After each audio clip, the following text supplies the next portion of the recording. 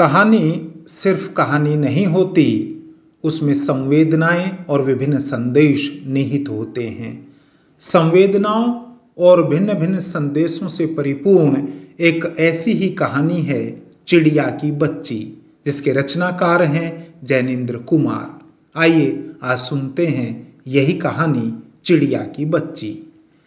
माधवदास ने अपनी संगमरमर की नई कोठी बनवाई है। उसके सामने बहुत सुहावना बगीचा भी लगवाया है। उनको कला से बहुत प्रेम है, धन की कमी नहीं और कोई व्यसन छू नहीं गया है।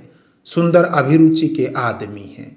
फूल पौधे, रकाबियों से होजों में लगे फव्वारों में उछलता हुआ पानी उन्हें बहुत अच्छा लगता है। समय भी उनके पास काफी है। शाम को जब दिन की गर्मी ढल जाती है और आसमान कई रंग का हो जाता है, तब कोठी के बाहर चबूतरे पर तख्त डालकर मसनद के सहारे वह गलीचे पर बैठते हैं और प्रकृति की छटा निहारते हैं। इनमें मानो उनके मन को तृप्ति मिलती है। मित्र हुए तो उनसे विनोद चर्चा करते हैं, नहीं तो पास रखे हुए फरसी हुक्के की सटक को मुंह में दिए ख्याल ही ख्याल में संध्या को स्वप्न की भांति गुजार देते हैं। आज कुछ कुछ बादल थे। घटा गहरी नहीं थी, धूप का प्रकाश उनमें से छन छन कर आ रहा था। माधवदास मसनद के सहारे बैठे थे। उन्हें जिंदगी में क्या स्वाद नहीं मिला है, पर जी भरकर भी कुछ खाली सा रहता है। उस दिन संध्या समय उनके देखते देखते सामने की गुलाब की डाली पर एक चिड़िया आन बैठी। चिड़िया बहुत सुंदर थी। उसकी गर्दन लाल थी और गुलाबी होते होते किनारों पर जरा जरा नीली पड़ गई थी। पंख ऊपर से चमकदार शाह थे। उसका नन्हा सा सिर तो बहुत प्यारा लगता था और शरीर पर चित्र विचित्र चित्रकारी थी। चिड़िया को मानो माधवदास की सत्ता का कुछ पता नहीं था और मानो तनिक देर का आराम भी उसे नहीं चाहिए था। कभी पर हिलाती थी, कभी फुदकती थी। वह बहुत खुश मालूम होती थी। अपनी नन्ही सी चोंच से प्यारी प्यारी आवाज निकाल रही थी। माधवदास को वह चिड़िया बड़ी मनमानी लगी।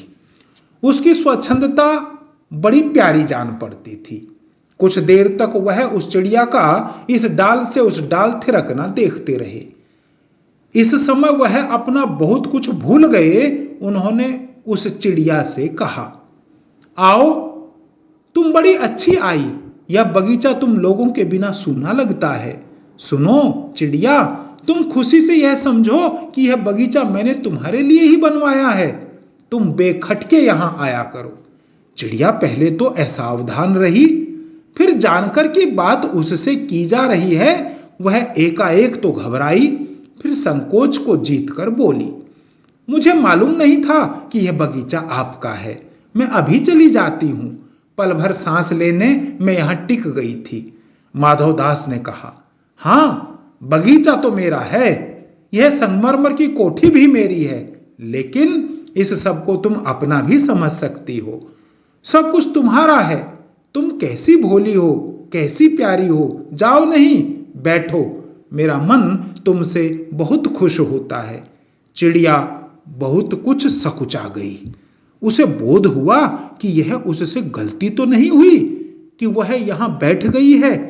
उसका थिरकना रुक गया। भयभीत सी वह बोली, मैं थककर यहां बैठ गई थी, मैं अभी चली जाऊंगी। बगीचा आपका है, मुझे माफ करें। माधवदास ने कहा, मेरी भोली चिड़िया, तुम्हें देखकर मेरा चित्त प्रफुल्लित हुआ है। मेरा महल भी सूना है, वहां कोई भी चहचहाता नहीं है। तुम्हें देखकर मेरी रागनियों का जी बहलेगा। तुम कैसी प्यारी हो, यहां ही तुम क्यों न रहो। चिड़िया बोली, मैं मां के पास जा रही हूं, सूरज की धूप खाने और हवा से खेलने और फूलों से बात करने।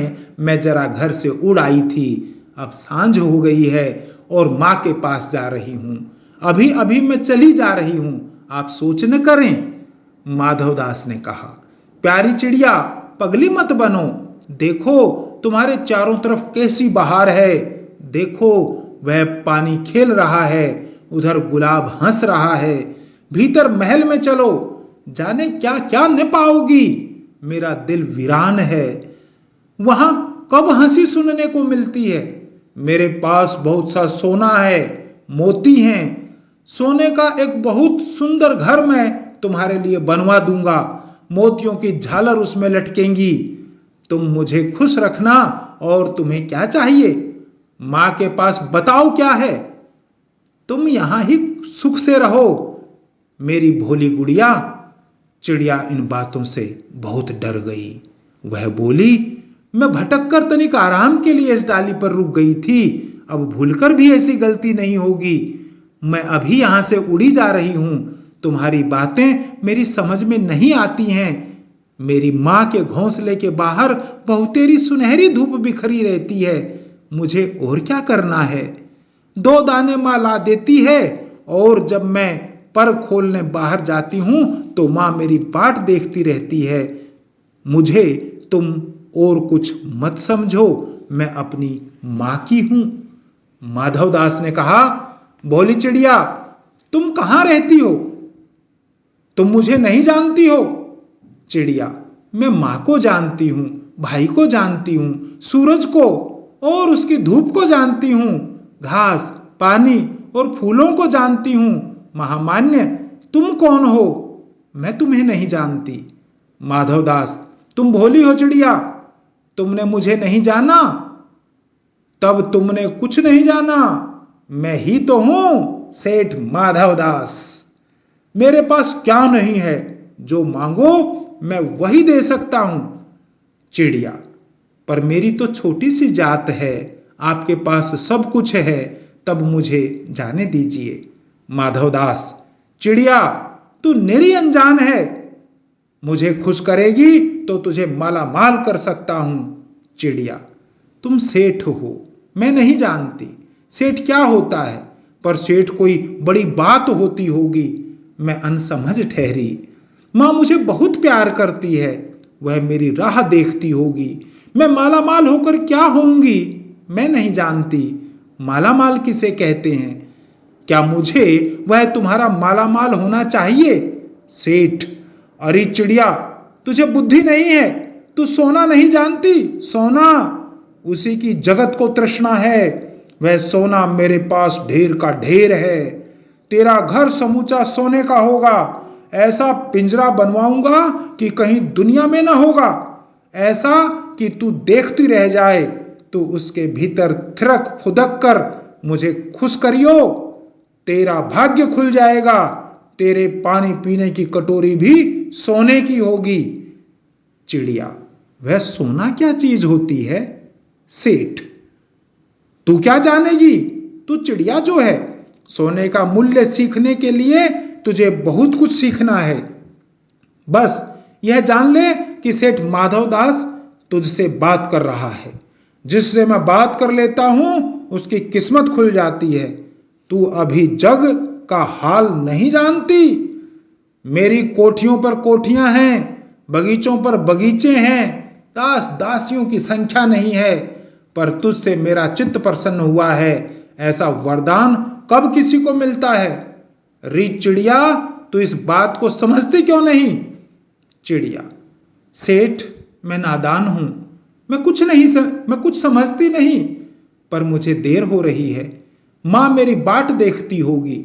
सेठ, ठहर ठहर, इस अपने पास के फूल को तूने देखा? यह एक है, ऐसे अनगिनती फूल हैं। ऐसी अनगिनती फूल मेरे बगीचों में हैं। वे भांति भांति के रंग के हैं, तरह तरह की उनकी खुशबू है। चिड़िया, तैने मेरा चित्त प्रसन्न किया है, और वे सब फूल तेरे लिए खिला करेंगे। वहां घोंसले में तेरी मां है, पर मां क्या है? इस बहार के सामने तेरी मां क्या है? वहां तेरे घोंसले में कुछ भी तो नहीं है। तू अपने को नहीं देखती? कैसी सुंदर तेरी गर्दन, कैसी रंगीन देह। तू अपने मूल्य को क्यों नहीं देखती? मैं तुझे सोने से मढ़कर तेरे मूल्य को चमका दूंगा। तैने मेरे चित्त को प्रसन्न किया है, तू मत जा, यहीं रह। चिड़िया: सेठ, मैं अपने को नहीं जानती, इतना जानती हूं कि माँ मेरी माँ है और मुझे यहां देर हो रही है। सेठ, मुझे रात मत करो, रात में अंधेरा बहुत हो जाता है और मैं राह भूल जाऊंगी। सेठ ने कहा, अच्छा चिड़िया, जाती हो तो जाओ, पर इस बगीचे को अपना ही समझो, तुम बड़ी सुंदर हो। यह कहने के साथ ही सेठ ने एक बटन दबा दिया। उसके दबने से दूर कोठी में अंदर आवाज हुई, जिसे सुनकर एक दास झटपट भागकर बाहर आया। यह सब क्षण भर में ही हो गया और चिड़िया कुछ भी नहीं समझी। सेठ कहते रहे, तुम अभी माँ के पास जाओ, माँ बाट जोहती होगी, पर कल आओगी ना? कल आना, परसों आना, रोज आना। यह कहते कहते दास को सेठ ने इशारा कर दिया और वह चिड़िया को पकड़ने के जतन में चला। सेठ कहते रहे, सच तुम बड़ी सुंदर लगती हो। तुम्हारे भाई बहन हैं? कितने भाई बहन हैं? चिड़िया: 2 बहन 1 भाई, पर मुझे देर हो रही है। हाँ हाँ हाँ हाँ, जाना, अभी तो उजेला है। 2 बहन 1 भाई है, बड़ी अच्छी बात है।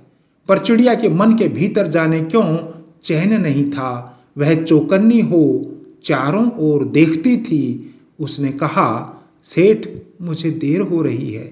सेठ ने कहा, देर? अभी कहाँ, अभी उजेला है। मेरी प्यारी चिड़िया, तुम अपने घर पर इतने और हाल सुनाओ, भय मत करो। चिड़िया ने कहा, सेठ, मुझे डर लगता है, माँ मेरी दूर है, रात हो जाएगी तो राह नहीं सूझेगी। इतने में चिड़िया को बोध हुआ कि जैसे एक कठोर स्पर्श उसकी देह को छू गया। वह चीख देकर चिचियाई और एकदम उड़ी। नौकर के फैले हुए पंजे में वह आकर भी नहीं आ सकी। तब वह उड़ती हुई एक सांस में माँ के पास गई और माँ की गोद में गिरकर सुबकने लगी। ओ माँ, ओ माँ। माँ ने बच्ची को छाती से चिपटा कर पूछा, क्या है मेरी बच्ची, क्या है? पर बच्ची कांप कांप कर माँ की छाती से और चिपक गई। बोली कुछ नहीं, बस सुबकती रही, ओ माँ, ओ माँ। बड़ी देर में उसे ढांढस बंधा और तब वह पलक मीच उस छाती में ही चिपक कर सोई, जैसे अब पलक न खोलेगी। धन्यवाद। आशा करता हूं यह कहानी आपको पसंद आई होगी।